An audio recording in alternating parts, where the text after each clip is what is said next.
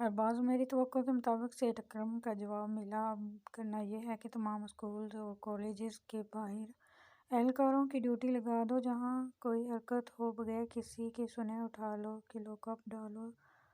Set کو جواب اب میں دوں گا۔ Okay sir. اور وہ جو فائل کی ڈیٹیلز منگوائی تھی اس کا کیا کرنا ہے؟ اب ارباز نے سگریٹ جلاتے ہوئے کہا، سب سے پہلے اس کو باہر پھینکو ارباز، ورنہ میں تمہیں گاڑی سے باہر پھینک دوں گا۔ ابے یار، سگریٹ ہے تیری سوتن نہیں ہے، کیوں پیچھے پڑا رہتا ہے؟ تو پھینکتا ہے اس کو یا میں؟ یہ لے بھائی، پھینک دی۔ معاف کر مجھے۔ ارباز نے سگریٹ کھڑکی سے باہر پھینکا اور سائم کے آگے ہاتھ جوڑ کر کہا، گڈ، اب کرتے ہیں اس فائل کی بات۔ ہاں بتاؤ کیا کرنا ہے؟ ذیشان کے وارثوں کو بلاؤ، مجھے بات کرنی ہے۔ ان کے ذریعے ہائی کورٹ میں اپیل دائر کروائیں گے اور مجھے یقین ہے 2-4 پیشیوں میں یہ فیصلہ ہو جائے گا۔ ٹھیک ہے، میں آج ہی فون کر دیتا ہوں۔ اس کے بھائی روحان سے اچھی جان پہچان ہو گئی ہے۔ تمہارے پاس نمبر ہے روحان کا؟ سائم نے گاڑی پولیس اسٹیشن کی حدود میں کھڑی کی۔ ہاں ہے، مجھے سینڈ کر دو، میں خود بات کروں گا۔ اچھا کرتا ہوں۔ السلام علیکم رافع چچا، میں اندر آ جاؤں؟ وعلیکم السلام۔ ارے روحان، آ جاؤ آ جاؤ بیٹا۔ رافع صاحب کسی فائل پر جھکے ہوئے تھے۔ روحان کی آواز پر چونکے۔ میں نے ڈسٹرب تو نہیں کیا؟ کیا آپ کو نہیں بیٹا، کیسے ہو؟ امی ابو کیسے ہیں؟ سب ٹھیک ہے الحمدللہ چچا۔ میں یہ مٹھائی لایا تھا۔ مٹھائی؟ وہ کس خوشی میں نائلہ؟ آپ ہی کا بیٹا ہوا اس خوشی میں؟ ارے ماشاءاللہ، اللہ خدا نیک اور صالحہ بنائے۔ آمین۔ اور نمرہ کیسی ہے روحان؟ رضا بھائی نے بتایا ہے کہ اللہ نے کرم کیا ہے۔ سب سے بڑھ کر یہ کہ اس کو ہوش آ گیا۔ جی چچا، اب تو ماشاءاللہ بالکل ٹھیک ہے۔ روحان تم مصروف تو نہیں ہو؟ نہیں بولیں، کوئی کام ہے کیا؟ یار اصل میں تمہاری چچی اور بچوں کو مارکیٹ لے کر جانا تھا آج، اور مجھے بالکل وقت نہیں مل رہا۔ تو بیٹا اگر تمہارے پاس وقت ہو تو لے جاؤ ان کو۔ رافع صاحب نے فائلوں کے ڈھیر میں سے کچھ ڈھونڈتے ہوئے کہا۔ چچا میں؟ روحان نے خاصا حیرانی سے پوچھا۔ کیوں بھائی، تم نہیں جا سکتے کیا؟ نہیں نہیں، میں بس ویسے ہی کہہ رہا تھا۔ روحان کا چہرہ چمک اٹھا۔ روحان، بائک پہ آئے ہو یا گاڑی پر؟ بائک پہ آیا ہوں۔ اچھا یہ لو چابی، میری گاڑی لیتے جاؤ۔ پتہ ہے نا کون سی ہے؟ نہیں پتہ تو گھر سے پوچھ لینا۔ اوکے چچا۔ رکو۔ روحان جانے کے لیے مڑا تو رافع نے آواز دی، جی؟ یہ مٹھائی بھی گھر لے جاؤ۔ اوکے اللہ حافظ۔ روحان نے مٹھائی کا ڈبہ اٹھایا اور باہر نکل گیا۔ روحان جب گاڑی اپنے پرانے گھر کے سامنے سے گزاری، ایک عجیب سا احساس چھو گیا۔ سارا بچپن ایک لمحے کے لیے آنکھوں کے آگے گھوم گیا۔ ذیشان بھائی، آپ کی ایک نے کتنے گھر بے سکون کر دیے۔ روحان کی آنکھیں بھر آئیں۔ اللہ تعالیٰ آپ کو معاف کرے آمین۔ روحان نے گاڑی سائڈ پر کھڑی کی اور رافع صاحب کے گھر کے سامنے آ کر پھر بے چین ہو گیا۔ ان کا سارا بچپن یہیں تو گزرا تھا جب نورے پیدا ہوئی تھی۔ کیسے روحان اور نمرہ سارا دن رافع صاحب کے گھر پر پڑے رہتے تھے۔ نگار بیگم کی ڈانٹ کا بھی برا نہیں لگتا تھا۔ پھر نورے بڑی ہو گئی، کانچ کی نیلی آنکھیں روحان کو دور سے پہچاننے لگی تھی، اور اب کتنے ہی سال گزر گئے، نورے کی ایک جھلک تک نہ دیکھی تھی۔ روحان نے سرد آہ بھری اور دروازے پہ دستک دی۔ دستک دیتے ساتھ ہی دروازہ کھل گیا، جیسے کوئی انتظار میں کھڑا ہو۔ روحان نے دیکھا تو ایک حسین چہرہ نمودار ہوا۔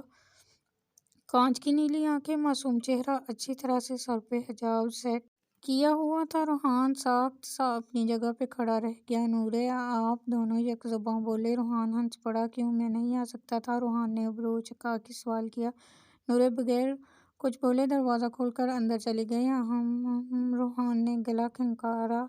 اچھا استقبال ہوا ہے۔ روحان نے گھر کے اندر قدم رکھا، پھر واپس ڈور اسٹیپ پہ کھڑا ہو گیا اور اس بار زور سے دروازہ بجایا۔ کچھ دیر بعد نورے منہ پھیلائے پھر سامنے آ کھڑی ہوئی۔ اندر کیوں نہیں آ رہے آپ؟ نورے نے ناراضگی سے کہا۔ جواباً روحان صرف مسکراتا رہا۔ اب مسکرا کیوں رہے ہیں؟ ایک مدت ہوئی تم کو دیکھا نہیں، ایک زمانہ ہوا مسکرائے ہوئے، روحان نے اسی انداز میں کہا۔ جی؟ نورے نے حیرانی سے روحان کو دیکھا، جیسے اس کی ذہنی حالت پہ شک ہو۔ کچھ نہیں چچی، ہیں کیونکہ میں صرف ان سے ملنے آیا ہوں۔ جی ہیں تو ہٹو سے اندر جانے دو مجھے۔ روحان کے ایسا کہنے کی دیر تھی۔ نورے کا منہ حیرت سے کھل گیا۔ ہٹ بھی جاؤ اب، ایسے کیا دیکھ رہی ہو؟ نظر لگاؤ گی کیا؟ روحان نے لہجے میں شرارت سموئے ہوئے کہا۔ نورے فوراً سامنے سے ہٹ گئی۔ روحان اس تیزی سے اندر داخل ہوا۔ بدتمیز نورے پیر پٹک کر اس کے پیچھے چل دی۔ روحان بیٹا تم صالح کمرے سے نکلی تو سامنے سے روحان کو آتا دیکھ خوشی سے بولی، السلام علیکم چچی، کیسی ہیں آپ؟ وعلیکم السلام، ہم تو ٹھیک ہیں، تم بیٹھو، کھڑے کیوں ہیں؟ جی یہ مٹھائی لایا تھا میں، نائلہ آپ ہی کا بیٹا ہوا ماشاءاللہ، بہت مبارک ہو، سالہ نے مٹھائی لیتے ہوئے کہا۔ چچی مجھے چچا نے بتایا تھا کہ آپ لوگوں کو کہیں جانا ہے، وہ مصروف تھے اس لیے میں آ گیا، چلیے میں لے چلتا ہوں آپ کو، روحان نے پانی کا گلاس لیتے ہوئے کہا۔ جو کہ نورے لے کر آئی تھی۔ دیکھو ذرا، رافع کے کام نہیں آنا تھا تو بتا دیتے، میں کل چلے جاتے۔ ایسے ہی تمہیں پابند کر دیا؟ صالح نے افسوس سے کہا۔ کوئی مسئلہ نہیں چچی، میں لے چلتا ہوں۔ اچھا پھر تو بیٹھو، میں صرف بکا کو تیار کر لوں۔ نورے، روحان نے نورے کو آواز دی جو صالح کے پیچھے پیچھے اندر جا رہی تھی۔ جی دادو کہاں ہے؟ وہ تایا ابو کے گھر گئی ہیں روحان بھائی، نورے نے بتایا، اور اندر چلی گئی ہوں بھائی، روحان نے منہ بنا کر کہا۔ ہیلو، السلام علیکم، روحان بات کر رہے ہیں؟ وعلیکم السلام، جی آپ کون؟ روحان، میں صائم بات کر رہا ہوں، صائم نے رعبدار آواز میں کہا۔ روحان نے پرسوچ انداز میں کہا، ایس پی محمد صائم معظم۔ صائم نے آفیشیل تعارف اس لیے کروایا کیونکہ وہ اب کوئی پہلے جیسا تعلق نہیں چاہتا تھا۔ اوہ آپ جی سر بولیں۔ روحان کی ہمت نہیں پڑ رہی تھی کہ وہ پہلے جیسی بے تکلفی سے بات کرے۔ مجھے ملنا ہے تم سے، کیا کل یہ ممکن ہے؟ صائم نے نپے تلے انداز میں بات کی۔ جی آ جاؤں گا کہ پولیس اسٹیشن نہیں، ہم کہیں باہر ملیں گے، میں لوکیشن سینڈ کر دوں گا، کل شام 4 بجے پہنچ جانا۔ اوکے سر، میں پہنچ جاؤں گا، اوکے سی یو۔ صائم نے فون بند کر دیا اور کمرے سے باہر نکل کے کچن کا رخ کیا۔ مریم ایک کپ کافی تو بنا دو۔ صائم وہیں کرسی پر بیٹھ گیا۔ اچھا بھائی، بس 2 منٹ۔ مریم نے باؤل ٹیبل پر رکھے۔ ارے واہ، کھیر بنائی ہے وہ بھی تم نے؟ صائم نے باؤل اپنی طرف کھسکایا۔ بھائی واپس رکھ دیں، یہ آپ کے لیے نہیں ہے۔ مریم نے باؤل لینے کی کوشش کی لیکن صائم نے نہ دیا۔ کیوں بھائی، میں کیا انسان نہیں ہوں بھائی؟ نا، میری دوست آ رہی ہے، میں نے اس کے لیے بنائی ہے۔ کون؟ وہ ریسٹورانٹ والی؟ صائم نے انجان بنتے ہوئے کہا۔ جی وہی۔ اچھا یہ لو، کیا یاد کرو گی؟ صائم نے باؤل واپس اپنی جگہ پر رکھ دیا۔ بہت شکریہ، کافی مل جاتی ہے آپ کو کافی؟ مریم نے ڈرائی فروٹ سے کھیر کی سجاوٹ شروع کی۔ اسٹڈی میں وہاں لے کر آنا، صائم کہہ کر اٹھ کر چلا گیا۔ صائم کا اسٹڈی روم اس کے بیڈ روم سے ہی اٹیچ تھا، نفاست سے ہر شے اپنی جگہ پر رکھی تھی، کسی قسم کی بے ترتیبی اس کمرے میں نہیں تھی۔ صائم نے کمرے پر ایک نظر ڈالی اور اسٹڈی میں چلا گیا۔ اپنے فیورٹ رائٹر اسٹیون پنکر کی کتاب اٹھا کر پڑھنا شروع کی۔ یہ وہ کتاب تھی جس کو صائم کبھی کبھی بھی پڑھ سکتا تھا، ہمیشہ دلچسپی بڑھتی ہی تھی، لیکن آج اس کتاب میں بھی اس کا دل نہیں لگ رہا تھا۔ اس کا دماغ کچھ اور ہی سوچنے میں مگن تھا، اور اس سوچ کو پیجامہ پہنانے کے لیے صائم نے ارباز کا نمبر ڈائل کیا۔ ارباز، مجھے کل ذیشان سے دوبارہ ملنا ہے، لیکن اس بار اس کو میرے روم میں لانا۔ ارباز کی آواز سنتے ہی صائم نے بغیر تمہید کے کہا، مریم یار لوکیشن سینڈ کر دو، میں گھر سے نکلنے لگی ہوں۔ اوکے میں کرتی ہوں۔ مریم نے فون بند کیا اور فاریہ کو لوکیشن سینڈ کی۔ کچھ ہی دیر میں اعجاز صاحب فاریہ کو گیٹ پر چھوڑ کر چلے گئے۔ ڈور بیل بجی تو مریم نے دروازہ کھولا۔ ہیلو مریم، فاریہ نے چہک کر کہا۔ ہیلو فاریہ، اچھا آ جاؤ اندر، بس ہو گیا انگریزوں والا سلام، آپ اپنے طریقے سے ملتے ہیں، مریم نے ہنس کر کہا، اور دونوں گلے لگ گئیں۔ آ جاؤ، میں مما سے ملواؤں تمہیں؟ ہاں ضرور، مونا لاؤنج میں بیٹھی تھیں۔ فاریہ نے جا کر سلام کیا تو مونا ہے فاریہ کو بہت خوش دلی سے گلے لگاؤ۔ بیٹھو بیٹا جی، آنٹی مونا کو دل سے اچھی لگی فاریہ آ جاؤ، میرے کمرے میں چلتے ہیں۔ ہاں چلو مریم، تمہارا گھر بہت پیارا ہے فاریہ تو گورنمنٹ کی طرف سے ملا ہے بھائی کو، ہمارا گھر یہ نہیں، مریم نے سیڑھیاں چڑھتے چڑھتے بتایا۔ اوہ ہو بے وقوف، گھر وہی خوبصورت ہوتا ہے جہاں سب لوگ پیار محبت سے رہتے ہیں، اور بے شک گورنمنٹ کی طرف سے ملا ہے تو تمہارا ہی گھر ہوگا نا بدو کہیں کی۔ فاریہ ہنس دی۔ میں تو ویسے ہی بتا رہی تھی تمہیں، اب تم واحد دوست ہو میری تو تمہیں حقیقت کا علم ہونا چاہیے۔ چچا مس فلسفہ، فاریہ نے کہا تو دونوں قہقہ لگا کر ہنس پڑی۔ اچھا فاریہ، یہ ہے میرا کمرہ، کتنا اچھا سیٹ کیا ہوا تم نے، زبردست یار۔ ہاں میں اور بھائی فری ٹائم میں پینٹنگ کرتے ہیں، مریم نے خوش ہو کر بتایا۔ 1-2 مجھے بھی بنا دو یار، میں بھی اپنے روم میں لگاؤں گی۔ ہاں کیوں نہیں، میں کہوں گی بھائی کو، کیونکہ وہ بہت اچھی پینٹنگ کرتے۔ تمہارے بھائی نے کہیں سے سیکھی ہے کیا؟ ہاں جب وہ جوتوں کی دکان پہ کام کرتے تھے نا، وہاں ان کے ایک دوست نے سکھائی تھی۔ مریم، تمہارے جو بھائی ایس پی ہیں وہ جوتوں کی دکان پہ کام کرتے تھے؟ فاریہ نے حیرت زدہ ہو کر کہا۔ جو بھائی ایس پی ہیں بس وہی ایک ہی بھائی ہے میرا۔ مریم مسکرانے لگی اور پھر مریم نے شروع سے سارے حالات فاریہ کو بتائے، صرف اپنے ساتھ ہوئے اس حادثے کو چھوڑ کر۔ مریم، تم لوگ کتنے اسٹرانگ ہو اور صابر بھی، مجھے تو اپنا آپ چھوٹا لگنے لگ گیا ہے۔ تم لوگوں کے سامنے پاگلوں جیسی باتیں مت کرو فاریہ، مریم نے دوپٹہ دروازے پر دستک دی۔ مریم نے اٹھ کر دروازہ کھولا تو نازی کولڈ ڈرنک اور سنیکس وغیرہ لے کر کھڑی تھی۔ آ جائیں نازی باجی، مریم نے راستہ چھوڑ دیا۔ ایک 22-23 سالہ مناسب شکل کی لڑکی ہاتھ میں ٹرے لیے داخل ہوئی، جس نے بالکل مریم جیسا ڈریس پہنا ہوا تھا۔ آپ بھی بیٹھ جائیں ہمارے ساتھ، مریم نے آفر کی۔ نہیں، آپ لوگ انجوائے کرو مریم، 1 سال ہو گیا ہماری دوستی کو، تم نے بتایا بھی نہیں کہ تمہاری بڑی بہن بھی ہے۔ نازی کے جانے کے بعد فاریہ نے گلا کیا، میری کوئی بہن نہیں ہے فاریہ، نہ بڑی نہ چھوٹی۔ مریم نے فائز اٹھا کر منہ میں رکھی۔ تو پھر یہ کون تھی؟ یہ ہماری میڈ ہے۔ واٹ میڈ ہے؟ اس نے بالکل تمہاری جیسا ڈریس پہنا ہوا۔ فاریہ کا حیرت سے منہ کھل گیا۔ توبہ ہے فاریہ، کتنا اوور ری ایکٹ کرتی ہو تم۔ سائم بھائی لائے تھے ہم دونوں کے لیے یہ ڈریس۔ تو مریم تمہیں برا نہیں لگا؟ برا کیوں لگے گا فاریہ جی، پاگل ہو تم، وہ میڈ ہے لیکن میں اور سائم بھائی ان کو بہن مانتے ہیں۔ I am surprise. فاریہ نے کولڈ ڈرنک کا آخری گھونٹ پی کر گلاس سائڈ پر رکھا۔ اچھا چھوڑو یہ باتیں، چلو سیلفی لیتے ہیں۔ پہلی بار آئی ہو تم میں تمہارے گھر؟ ہاں ٹھیک ہے۔ اور پھر ان کا طویل فوٹو سیشن شروع ہو گیا۔ الٹی سیدھی پکس بنا کر دونوں خود ہی لوٹ پوٹ ہو رہی تھی۔ دوپہر کے 2 بج رہے تھے جب نازی دوبارہ کمرے میں آئی۔ مریم کھانا لے آؤں؟ آنٹی کہاں ہے؟ مریم کی بجائے فاریہ بولی۔ وہ نیچے ہیں۔ بس پھر ہم بھی نیچے ہی چلتے ہیں مریم۔ ہاں چلو، کوئی مسئلہ نہیں۔ دونوں نازی کے ساتھ ہی نیچے آ گئیں۔ فاریہ کو لگا تھا کہ صرف مونا ہوگی، لیکن سائم کو سامنے بیٹھا دیکھ فاریہ کو عجیب سی گھبراہٹ ہونے لگی۔ مریم تم نے بتایا نہیں کہ تمہارا بھائی گھر ہے؟ فاریہ نے مریم کے کان میں کہا۔ آج سنڈے ہے فاریہ، گھر ہی ہوں گے بھائی۔ کھانے کے دوران فاریہ مریم اور مونا سے ہلکی پھلکی باتیں کر رہی، جبکہ سائم نے ان سب کی طرف دیکھا بھی نہیں۔ خاموشی سے کھانا کھایا اور اٹھ کر چلا گیا۔ نازی بیٹا کھانا کھا کر کافی میرے کمرے میں لے جاؤ، سائم نے بغیر پلٹے کہا اور سیڑھیاں چڑھ گیا۔ جی بھائی، نازی نے جواب دیا۔ فاریہ کو سائم کا اگنور کرنا اچھا نہیں لگا۔ خلوص فاریہ نے زیر لب کہا۔ ذیشان اور سائم آمنے سامنے بیٹھے تھے۔ ذیشان کے چہرے سے لگتا تھا جیسے میلوں کی مسافتیں طے کر کے آیا ہو۔ اس کی اور سائم کی دوسری ملاقات تھی آج۔ ذیشان تم نے کہا تھا تمہیں معافی چاہیے، سائم نے بات شروع کی۔ ذیشان نے اس بات میں سر ہلا دیا۔